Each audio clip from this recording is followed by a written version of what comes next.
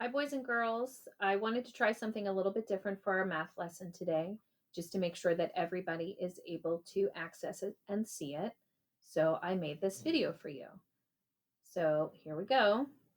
Today we are ready for lesson 2 of chapter 1.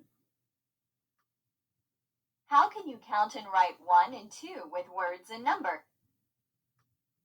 So we're going to work on those numbers 1 and 2 again today. Good morning. I'm very happy because some of my friends are coming to visit me today. Here's Rafferty. How many of my friends do you see? That's right, one friend.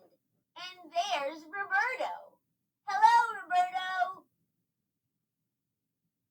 How many of my friends do you see now? 1, 2. 2 friends have come to visit. How can I write the number 2? Do you know how? There are different ways to write the numbers 1 and 2. Let's learn how to write 1 and 2 using words and numbers. We're going to practice counting 1 and 2. You can use the 5 frame to help you count. First, click the counter to count 1. So we'll click right here. 1. There is one counter in the 5 frame. How can you show 1? 1. Since the last counting word is the number of objects in the set, this set has one counter. This is the number 1. Now, let's write the word 1. Click the number 1. O N E 1. Now let's count to 2. Click the counter to start. 1, 2. There are 2 counters in the 5 frame. How do you show the number 2? 1, 2.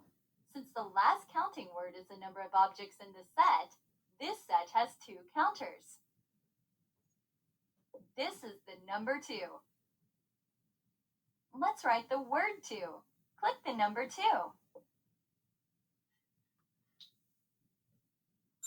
T W O 2. Let's practice counting objects and showing numbers some more. How many notebooks are there? 1. Here is 1 notebook. How many rolls of tape are there? 1, 2. There are 2 rolls of tape. Drag the number 1 and the number 2 next to the picture with the same number of objects. There is 1 notebook and 2 rolls of tape.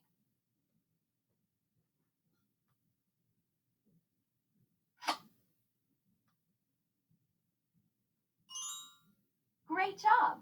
The number 1 should be next to the 1 notebook, and the number 2 should be next to the 2 rolls of tape.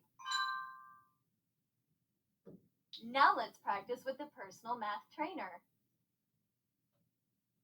Now try your homework on your own with the personal math trainer.